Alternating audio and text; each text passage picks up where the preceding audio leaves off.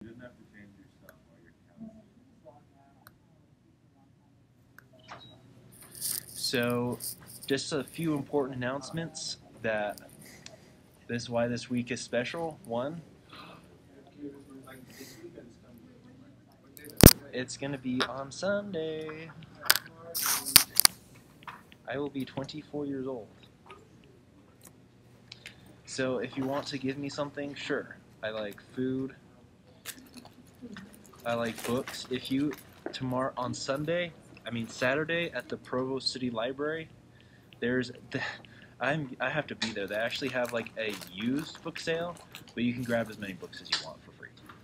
So, it's Saturday, this Saturday, December 1st. And also, fortunately, your test is this week instead of next week, because if you want to, you can come to my Welsh choir concert, which is next Friday. I think it's like 6 p.m. or 7 p.m. in the JFSB building. It should be fun. There will be food and stuff like that. And before we move on to anything else, let's just watch a funny video that explains how exams work. Okay. So I have some things I do want to talk about, but I'll take questions first if those are things you would like to go over first. If there are things you'd like to go over first. Oh yeah. You just have to type something. Yes? Okay. So molecular orbital theory is going to...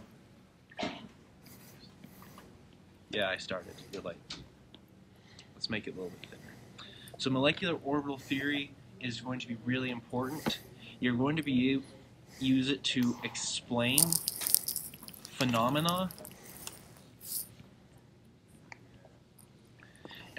and by that I mean why or why not a certain reaction will occur. And you will also use this to demonstrate the presence or lack thereof of aromaticity. And so these are all going to be like pi bond stuff, so it's nothing too bad, but it can be a little bit tricky. So let's just go over it really quick. So let's go over the aromaticity. Aromaticity. So remember, for a compound to be aromatic, it's got to meet the 4 conditions. If it fails any one of these conditions, it will not be aromatic. It'll be non-aromatic or anti. Yes? Yeah, we'll get into that. We'll use MO theory to explain. So an aromatic compound is one, planar, completely flat, even if it's a long species. It has to be conjugated pi system. By this, we specifically mean it's p orbitals or p-like orbitals. So this is with the p-like orbitals, I mean like sp2, sp3, those hybridized orbitals that can potentially participate in the conjugated pi system. The third one is, what is the third one?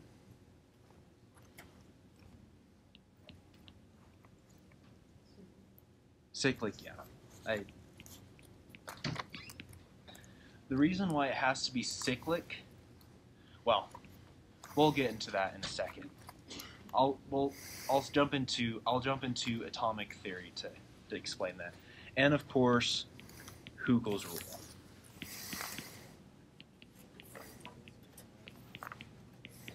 So in terms of molecular orbital diagram for aromatic compounds, we're always going to build from the bottom up, and we're going to, as we go up in energy, we increase nodes, or places where electrons are not likely to exist. but it's got to follow the pattern 1, 2, 2, 2, 2, and so forth, and then top. So basically, it's got to be the pattern 1, 2, 2, 2, 2, 2, 2, 2, however many it will be, and end up with 1. The reason why that happens is because if we look at the linear compound, let's make this green. These two orbitals on the end, right here and here, are unable, no interaction in linear form. Whereas if we bring them around, we've created that we've created a new type of interaction which makes it cyclic, so that's why it has to be cyclic. These two, so let me say it like this. So beforehand, each carbon has 1, 2, 2, 2, 1 interactions with the carbon next to it. So the ones in the middle have 2 p orbitals surrounding them, but the ones on the end only have 1. But once we cycle them around together, each of the 6 carbons in the chain has 2 p orbitals to access. Does that make sense? And so because of that, we get that special orientation 1, 2, 2, 2, and so forth. Yeah, Kyle?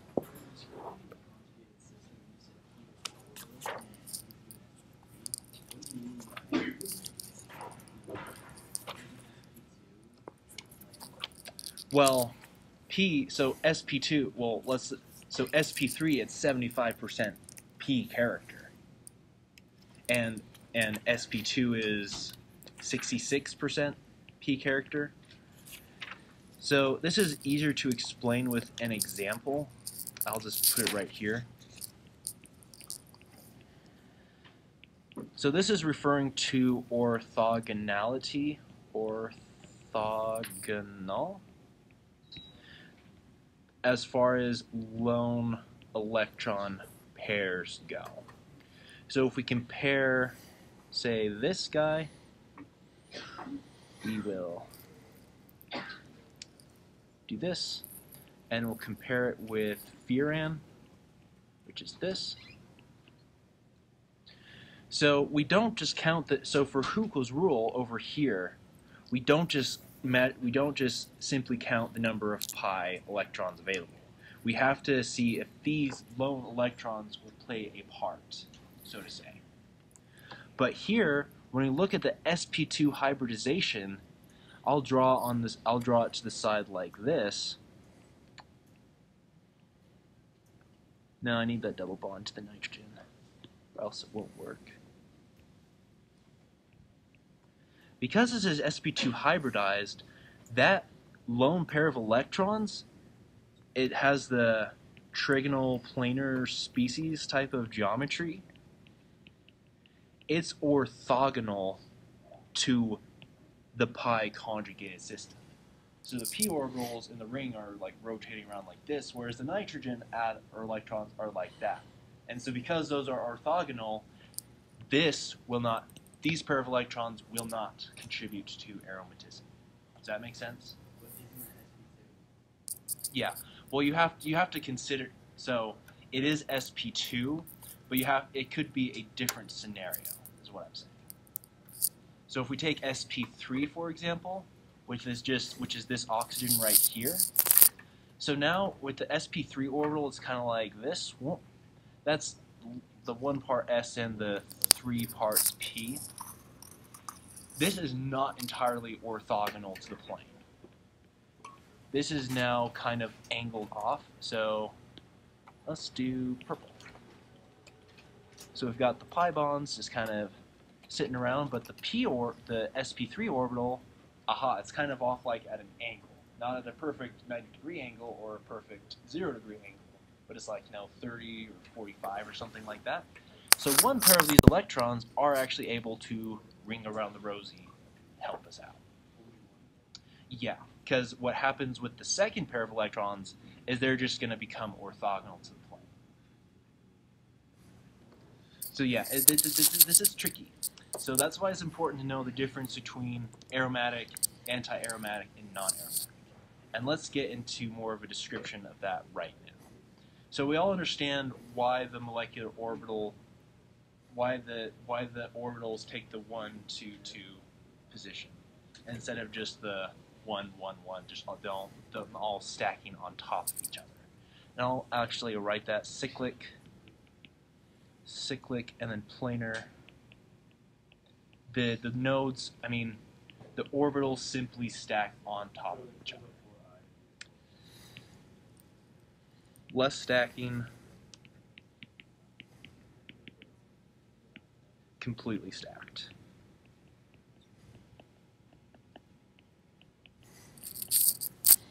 And when we compare these orbitals with each other, the linear species with the cyclic species, something special actually happens. So we'll take the pi 2 over, so we have pi 1, pi 2, pi 3, whoops, pi 3, and they all just line up nicely. In the aromatic compound, both of these will kind of average out. Notice I said kind of, into pi 2 and to pi 3, which is this one right here, and they'll take the same shape. So the pi 2 and the pi 3 orbitals, so the pi 3 plus pi 2 over here equals the energies of the pi 3 plus the pi 2 over there. They've got the same number of nodal planes combined. Yeah, that's right. But pi 1 actually, when we put it into an aromatic cyclic compound, it actually way drops in energy. The pi 1 of the cyclic, I'm not sure how much less, but it's a good deal less. And so the reason why aromatic compounds become so stable, whoops, I didn't want to erase it. What color do we like? We like pink. Now let's make that thicker.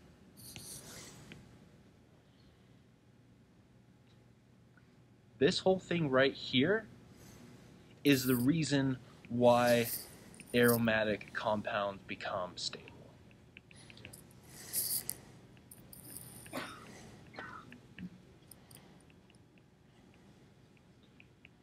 If you walked in late, notice this meme I put on the notes right there. This is one of those things you want to pay attention to. Yes, I have. Okay. What? That's a pot smoker? Oh, whoops. That's the good guy, Greg. Oh, you're right.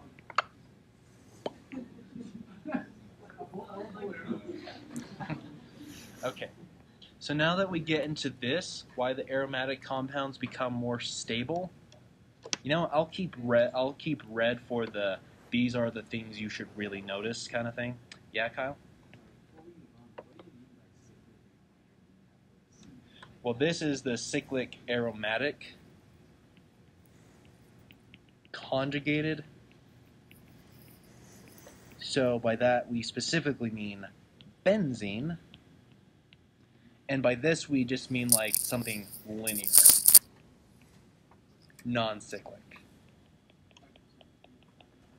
Yeah, so something like a linear straight chain alkene with the bonds rotating. I mean alternating.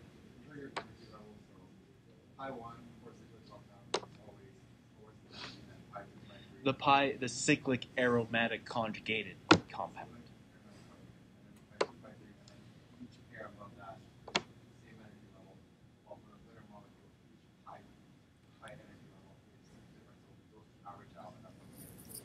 Yeah. Well, no. The stabilization comes from the pi 1 because the pi 1 here. The pi 1 over here is a big drop in energy. This is the orbital down here. We get more conjugation from this one. This is a lower energy level than this one. These two, like I wrote right here, pi 3 plus pi 2 plus pi 3 plus pi 2 over there. Yes, well, the sum of the two. So Wesley and Saul, I think. Yeah, right? You have a question? Oh, yeah. So, could you explain why I one drops so much? Is that just because it gets added in phase with the other one, and it pretty much Basically. doubles the space that it's Basically, it's more like it's kind of like a shielding effect where the electrons on top of it bury it underneath. So like if we think about the periodic table where we just climb down and we add on another layer of electrons, that's kind of what it's like. The ones near the nucleus get protected. And Saul?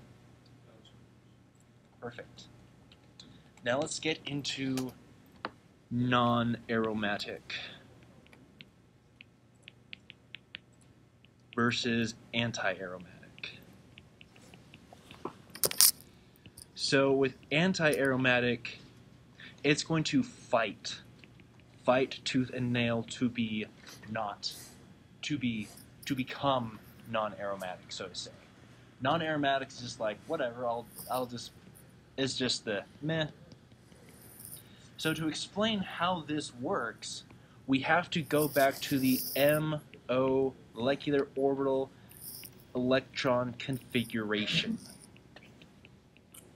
So remember, we've got the orbitals increasing in energy. We've got pi 1. Let's do 4 layers. No, I need an automatic one. Pi 1.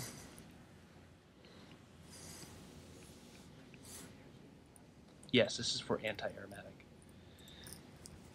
Pi 4, pi, whoops, that's a 4. And then just here's the pi stars. I won't bother to label them because those are pretty easy. So the aromatic compounds, all electron orbitals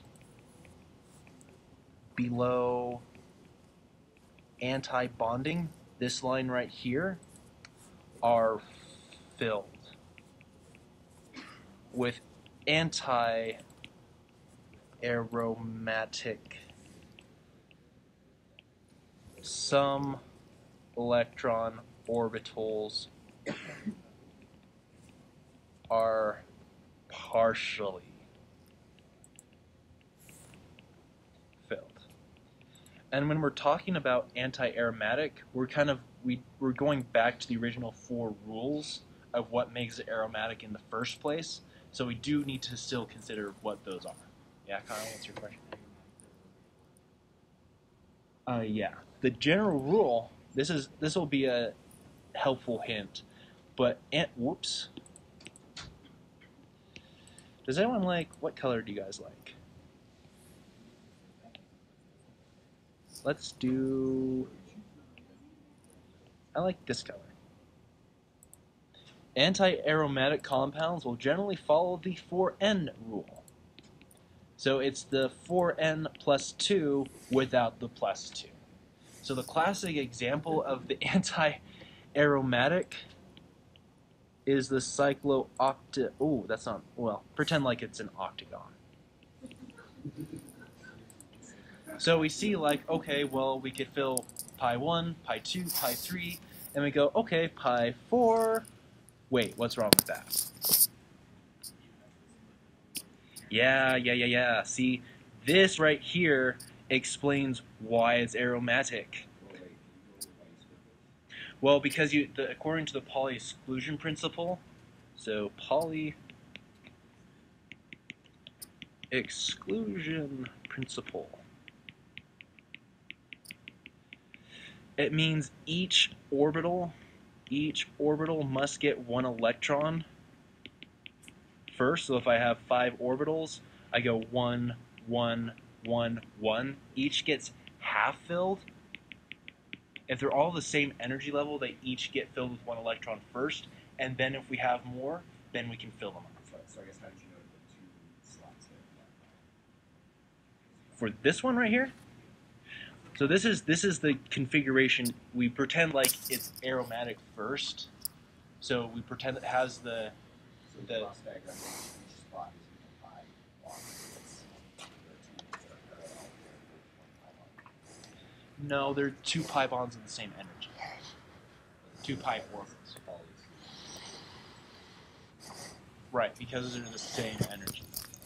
So I have to go 1 here, and if I had a couple more, like say I deprotonated this and say this had like 9 carbons on it, 9 nonagon, and we had that pi conjugated system plus 2 lone pairs of electrons. Aha! Now we have those 2 electrons available. So that meets the potential for it to be aromatic. So that's exactly what defines anti-aromatic. These 2 electrons are unpaired and high in energy. So it's going to work against being aromatic. Yeah.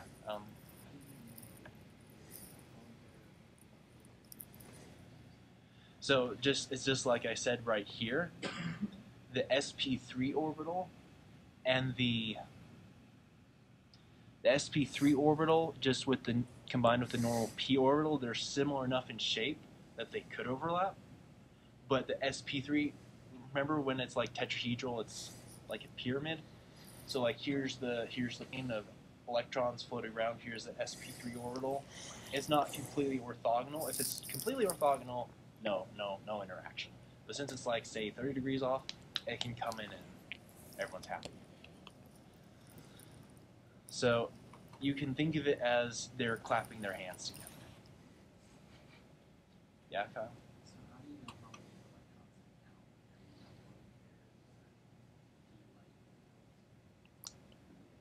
electrons count? So you always count. So let's make a note of that down here. Oh wow, I'm running out of room. Are these notes good enough? Yeah. Okay. Counting electrons. Yeah, I'm gonna phantom record myself later on. What's nice about this is it's like partially shaded in, and as you watch the video, it'll like highlight it in. So it's pretty cool.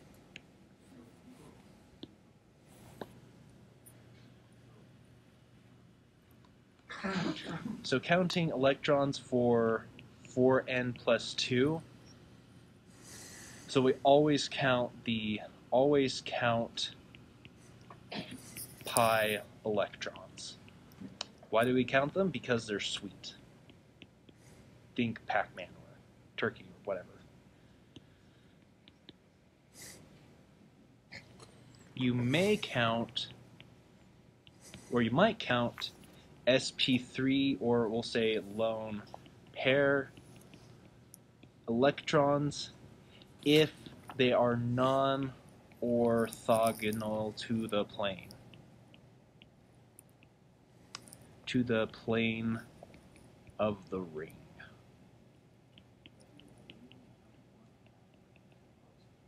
Right, because one of them, so once we go back up here and look at it again, once these 2 associate with the 2 pi bonds within the ring, the other electron pair will become orthogonal.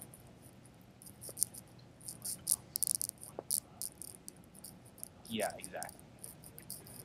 So that's basically the hardest. That's basically the hardest counting there is. Everything else is like willy-nilly, easy peasy. So let's see. Have we covered that well enough? So whenever you have 2 lone pairs, you only count one. Basically, yeah.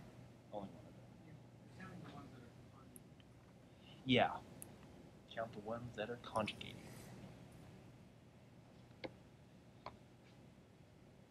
And so we've gone over anti-aromatic. Remember this special 4n rule. That'll probably help you out a lot. Non-aromatic.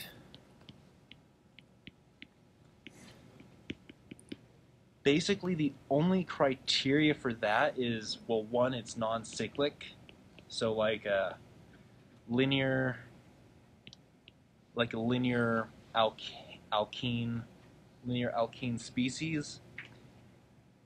Another case would be either it's non-cyclic or it's non-planar. So basically, if we look at our rules again,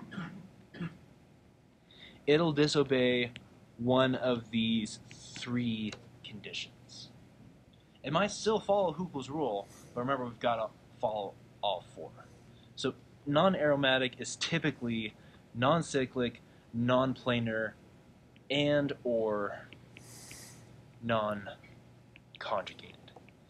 And the only way to really explain that is if you have a three-dimensional model of the molecule.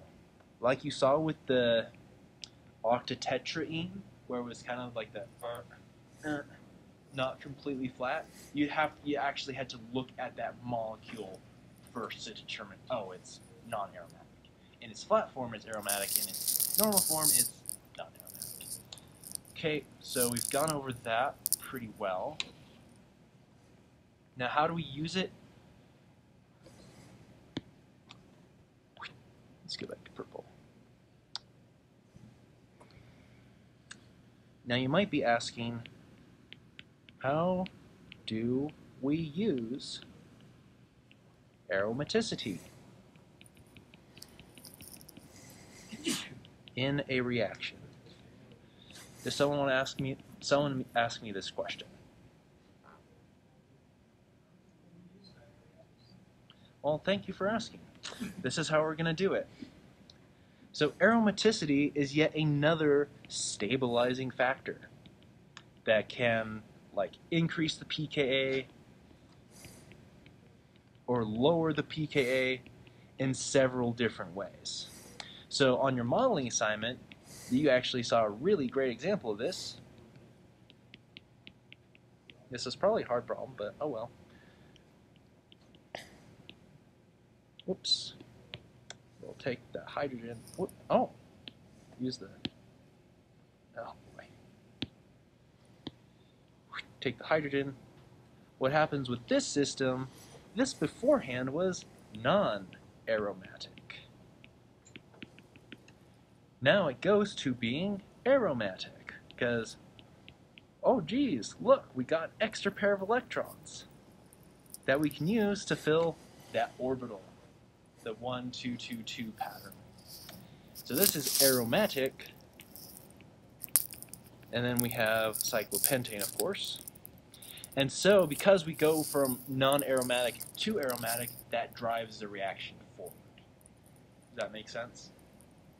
So it might be a very subtle thing that you do have to keep into account. Yeah.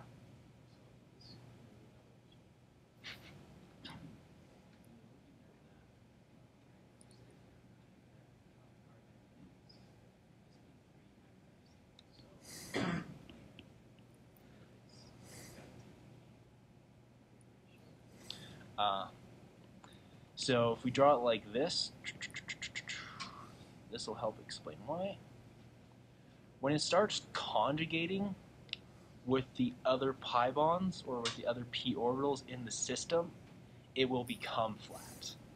This conjugation leads to subjugation, leads to planarity.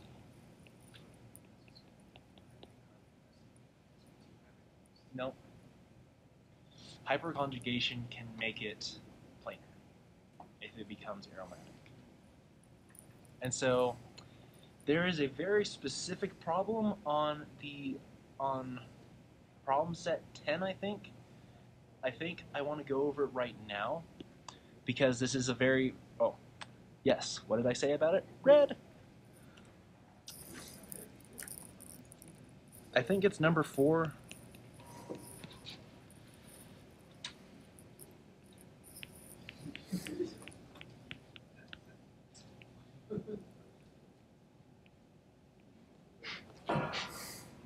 I said those words, I said them, but I lied them. Goodbye, Dr. Seuss. Why not? Okay, let's go back to purple. So we're going to use this to explain why concerted mechanisms do or do not occur.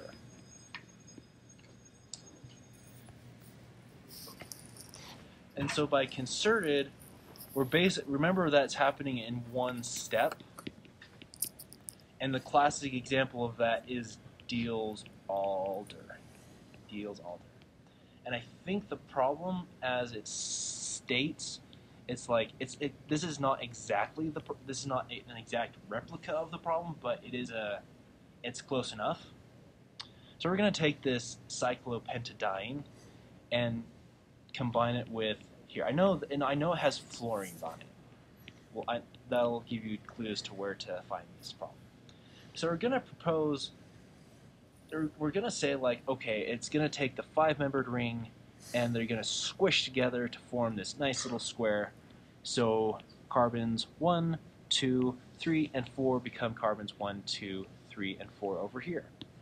With, of course, your 4 fluorine atoms. Now, as with all reactions, we still want to identify the nucleophile, which is this guy in this case, and the electrophile. What's the big clue that this is the electrophile? Well, it's got 4 fluorines attached. 4 fluorines are pulling away the electron density from the pi bond. So these carbons right here will become partially positive. In Diels-Alder, I know I had to look this up because I don't remember, but you might want to write this down. The diene is the nucleophile, and the ene, just the 2 carbon, like ethylene, is the electrophile. Good thing I wrote that up there. So we're gonna say, like, well, why not? Why is this not an aromatic? Well, why is it? Oh, went back to pink. No, that's purple. So why is this not a concerted reaction? And when we look at concerted mechanisms, we typically look at pi bonds. So we've got to analyze the HOMO and the LUMO of our nucleophile and our electrophile. So nucleophile, we're going to look at the HOMO, and the electrophile, we're going to look at the LUMO. That's right, isn't it? So in either case, let's draw so we have here 4 nice pi orbitals. Well, not quite. This will be pi 2 antibonding, pi 1 antibonding. So pi 1 will just be the straight wee, where they're all in sync with each other. The next one is this guy.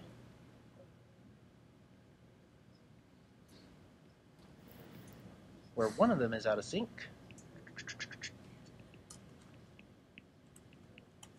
The third one, 2 are out of sync with each other, so it's like this and this, this and this, and then the pi 4, or I mean pi 1 star, they're all alternating. This diagram, it will, oh, that's not shaded in. That's, ooh, there we go. Like that.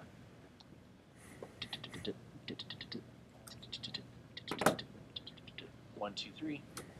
So here's our, So right here. Just as a note, the recording kind of screwed up, but it's up, down, down. That's how it goes. Here on our pi 2, we have our HOMO. So I'll redraw that down here where we have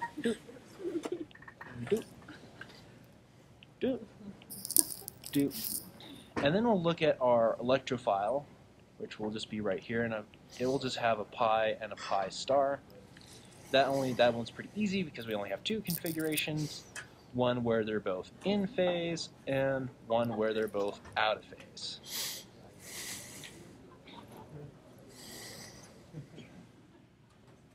So with because it's the number of nodal planes as we increase. So this has 1 nodal plane.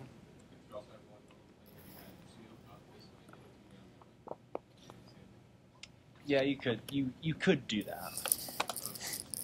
It's the same thing. This or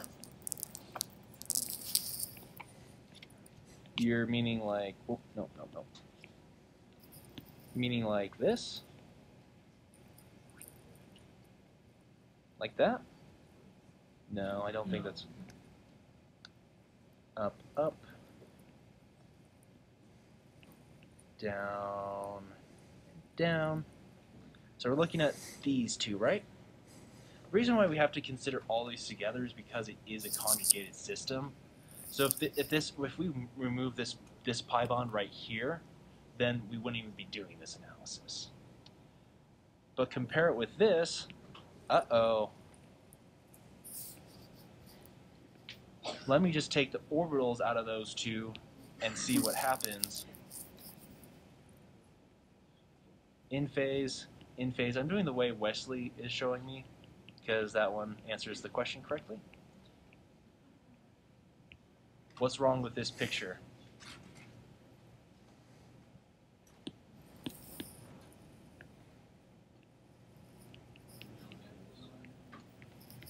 No. So because of these two orbitals right there, that this is not the this cannot follow a concerted mechanism.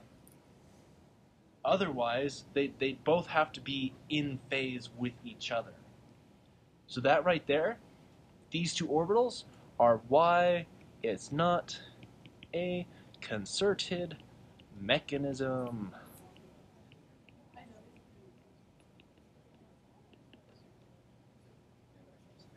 Because those are the two we're considering right here. We're considering this orbital with, well, we're considering this alkene with this alkene. We're not looking, so we do include all four in our analysis to get to this like up, up, down, down shading wise, but we're only reacting this pi bond with this pi bond. Does that make sense? So it's still in the pi 2 one, but it's like we're cutting out that section of the pi 2. How did you know that It could really be either one. It would be the same thing either way. you were focusing on the pi bond? That may give the possibility of sort of reaction. Right, but it would still be the same thing either way. Let me think. I see what you're saying. Because the whole premise of it not being concerted is that you have those two pi bonds out of phase, but there were four pi bonds, and one of the sets wasn't. So I think those two pi bonds. Oh well. For one thing, because that's what the problem that's the bond the problem specifically identified. So like if we were this problem has like whoops. This problem has like 4 fluorines attached to it, something like that. And so by analyzing the products and the reactants, like doing a little bit of retrosynthesis, we just knew that we were working with that particular one, just because of the way things are pieced together. Does that make sense? Technically, yeah, it could add over to the other side, but for this specific pi orbital, no. So it'll say specifically on the test like what you're looking at, and it shouldn't be a particularly hard problem, but we did do a lot of work for that one problem. But just keep this in mind. If you just only write this on the test and say like, oh yeah, full points, like, no. What, this? Yeah. So it's because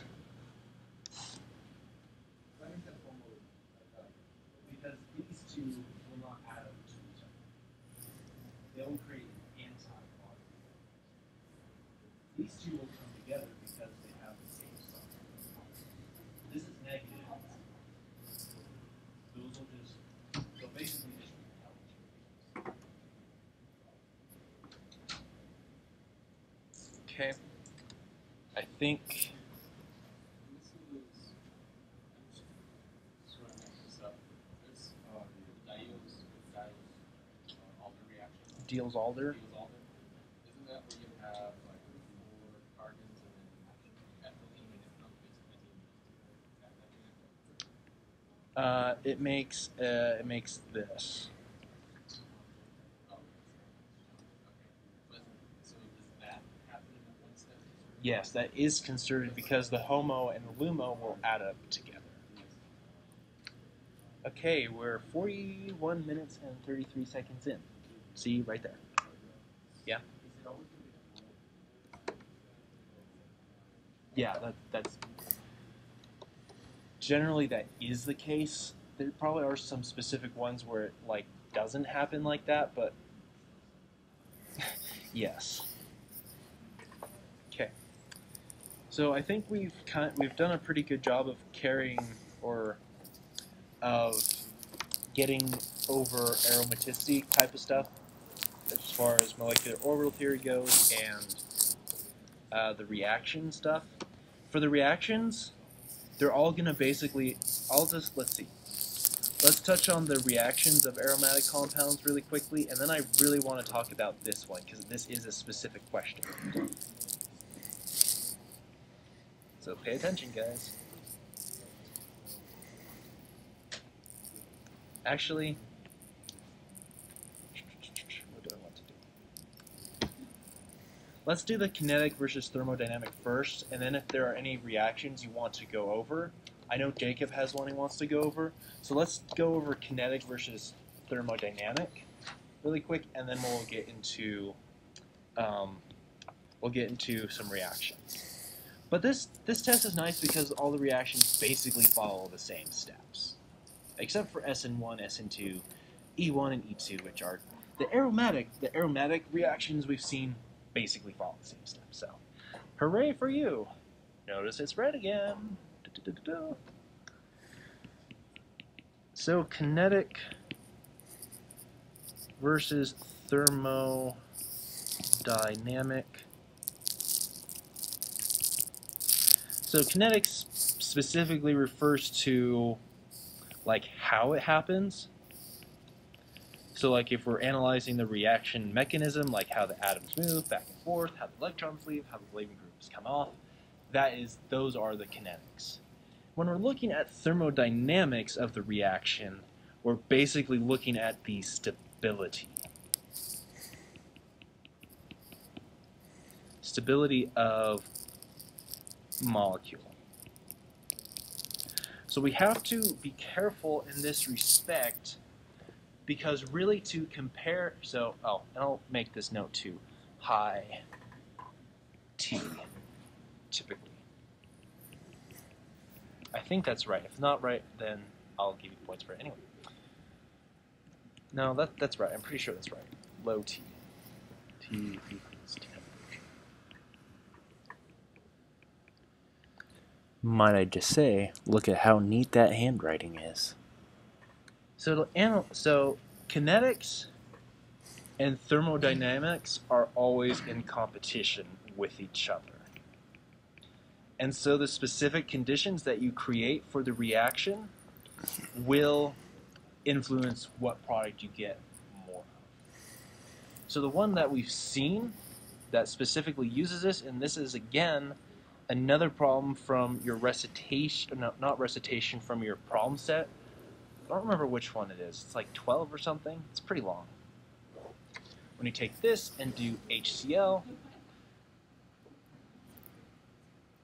so to figure out which one will win at the end, we have to look at the intermediates or transition state, if there are no intermediates, and we have to look at the final product. So this reaction right here has potentially 2 intermediates. So first of all, we will take that proton, form the carbocation. Uh-oh, what's wrong there? Well, yeah. there's actually nothing wrong. I just want to see if you were paying attention. But this can actually resonate back and forth to make a secondary and a primary, both allylic carbocations. However, this one is more stable, and this one is less stable simply because of the number of carbons it's attached to. Allylic means you have, allylic basically means you have a double bond next to like a lone, like some empty orbital or filled orbital, and the double bond just goes back and forth between the carbons. So that's really all it means, because it's shifting, the positive charge here shifts between carbons 1 and carbon 3. Does that make sense? So because we get two different possible intermediates, that's when kinetics and thermodynamics hop in to save the day. So let's look at the more stable intermediate. This will lead to the kinetic product. So when we say kinetic, it basically means like the reaction, how it happens, and also how fast it happens, not just what happens. So let's do the kinetic route. Kinetic. I'll leave that one in green, and I'll do the thermodynamic in red, I guess. So we've got our energy going up. We've got our reaction progress over here. So we jump up, form the intermediate right there. Then we have a little hump right down here. Oh yeah, and we have the chloride in there still. The chlorine will hop onto that positive charge, and let me bring this down just a little bit, like that. It's not to scale. We make this, and now the thermodynamic product.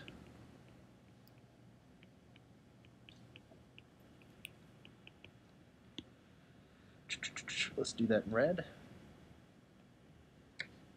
So they both start at the same place, but the thermodynamic product is actually going to have a higher transition state. Oh wow, I didn't know I could do that. So they'll actually go up higher because it has the more unstable intermediate, the primary versus the secondary carbocation.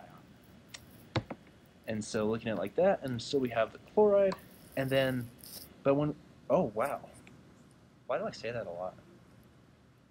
We're supposed to know.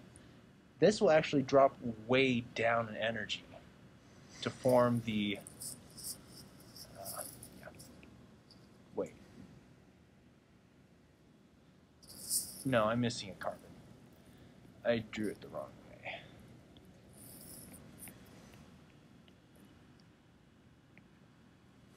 Like so. And so this one here was this is the 1,2 product, and this one here is the 1,4. Which one is more stable overall? No, that's not the question. You can see which one is more stable overall, but why is the thermodynamic product more stable? Yeah? Yeah. More substituted.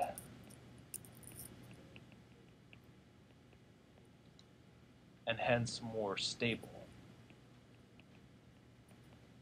And this is only mono substituted. What? Mono means one. So depending on the conditions you have, you can either get the kinetic or the thermodynamic product. And so in the question, be careful to pay attention to what it says. So read the question very carefully. So that explains the difference between thermodynamic and kinetic.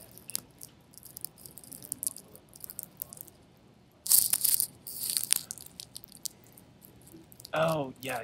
That was what was tripping me up. There we go. Back to pink.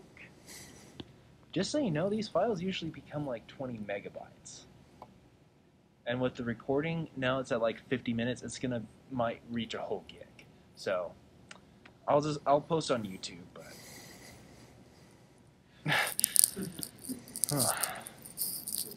okay. So now let's hop into some reactions. Oh yeah, what's your question? Why are the intermediates different? Well, it's because of the resonance we have in the middle right here. Because we flip the double bond or the pi bond back and forth, we get a primary versus a secondary carbocation.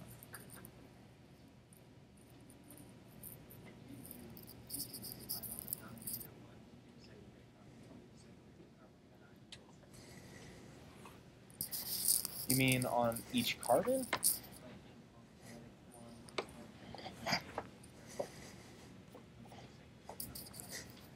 You mean if we go back this way?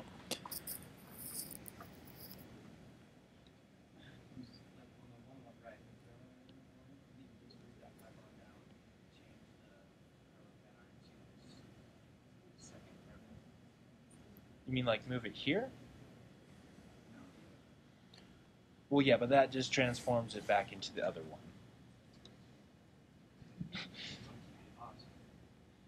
If we flip this one right back, if we flip this bond over here, yeah, you're right. We do get the secondary carbocation out of it, but it becomes the other intermediate.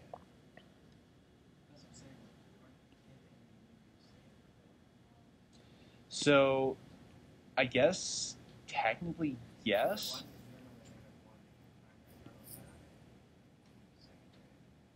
The thermodynamic, because it forms a disubstitute alkene, and the kinetic one, because it only forms a monosubstituted alkene.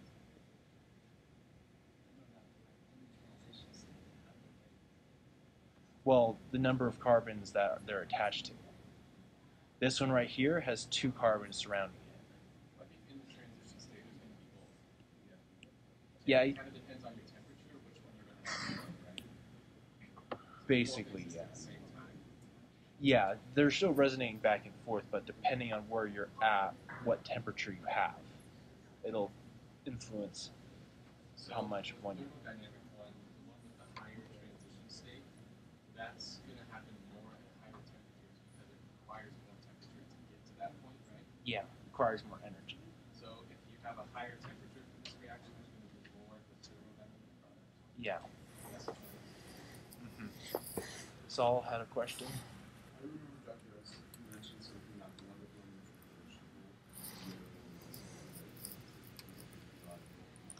Yeah, so I'd say that the kinetic one is potentially reversible.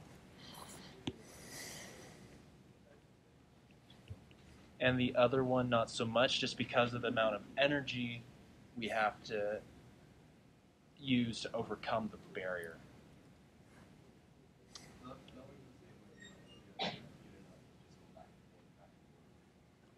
Well, if you have a ton of energy, yeah.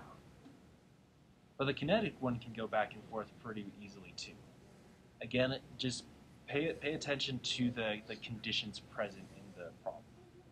Yes, Kyle? The thermodynamic product lower energy because of stereothermics, that's CO. Yeah, that's one reason why. It's disubstituted. It's more hyperconjugated.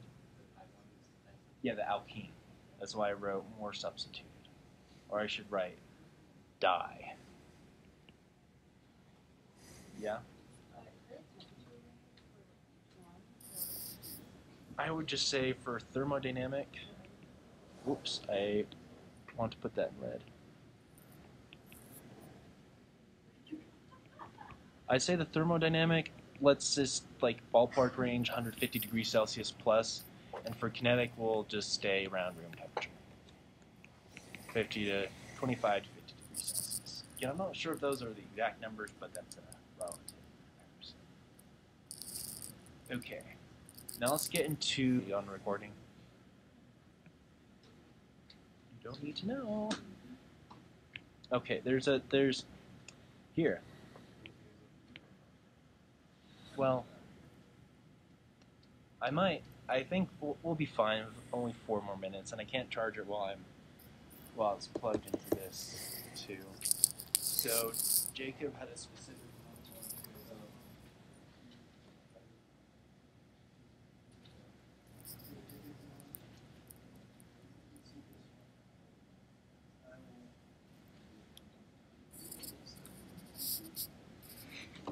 Notice how it's red. Red, red, red, red, red. But this one he said specifically would be on the test too, so no guilt. So this one is combining adipic acid, which is this guy. Doesn't really matter how many carbons there are, plus the 6 carbon 1, 2, 3, 4, 5, 6. Plus the 6 carbon amine group. And these hydrogens we can easily replace with R's. R just means like carbon group or of some sort. Again, this is where we take into account pKa values to determine which one is the nucleophile and which one's the electrophile. So ammonium has a pKa of about, I think it's 9. And carboxylic acid is 5. No, I don't think that's the ones are, but I do know that this one will be the nucleophile. This one over here, nucleophile.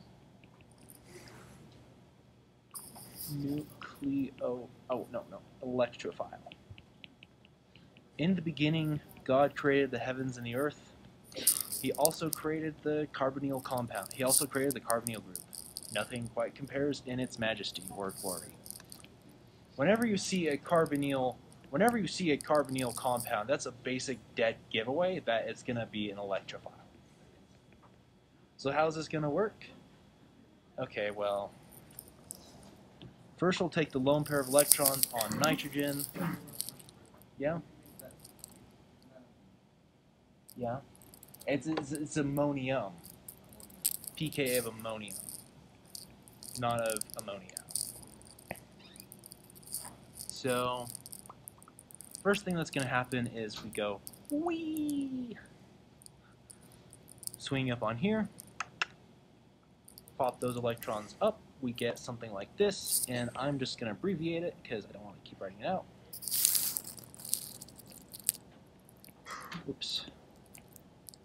We've got O minus OH, and then NH2 plus. Wait, yeah, because we have that R group over there.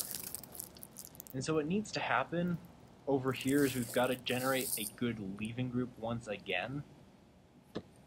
Let's see. So for this one, this is a problem where we're actually going to need an acid to help us out, because if we just pop off this hydroxide, it's going to want to come right back on. So here I'll just say we'll add an acid right there. So we'll say this hydroxide right here picks up the H, this becomes A minus. Then this A minus, this base will pull off that hydrogen, one of those hydrogens off the nitrogen. So we get, in the next reaction, OH. There should be an extra arrow going from the nitrogen-hydrogen bond onto the nitrogen. I just didn't draw it in there. OH.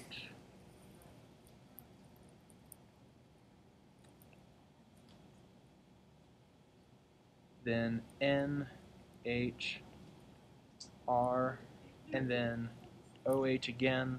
But we have the acid that we regenerated. Lone pair of electrons on oxygen will be like, whee! Pick it up. Drop it off again. Now this is becoming a long problem.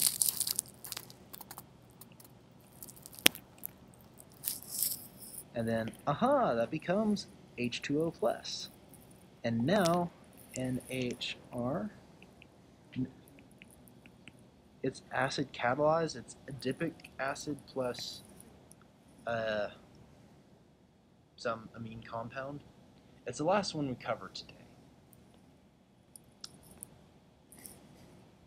We've gone a couple minutes over, but that's okay.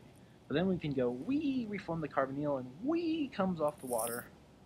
R, we get OH plus, NHR, and then we'll just take another generic acid or conjugate base, take off the proton, and voila, we get the product VRC. Oh no, that's not an oxygen, that needs to be nitrogen. NH and R. And there we go. Yeah. I'm not sure necessarily which reactions can only occur in the presence of strong acids. This one, it's basically the carbonyl compounds you have right here. The amide and the ester are going to require, well, basically the amide, the S, and the ester will both require a strong acid. The acyl halide, E1 requires strong acid. Yeah, E1 requires strong acid. Some of those. I think it's just basic.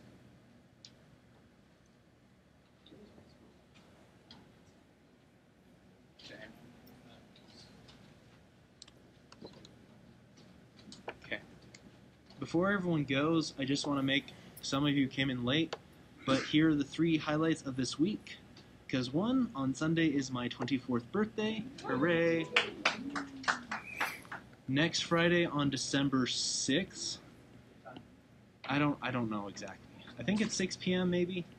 It's gonna be the Welsh Choir concert somewhere in the JFSB. There will be nice food there. And I'll post this Winnie the Pooh link later on. And also, please write your TA reviews, because the better the reviews are, the more money I make. God bless you. Welcome. Okay, that is the review. I hope this helps you, and I sent out the PDF to the class. Take a look at the memes really quick, and good luck.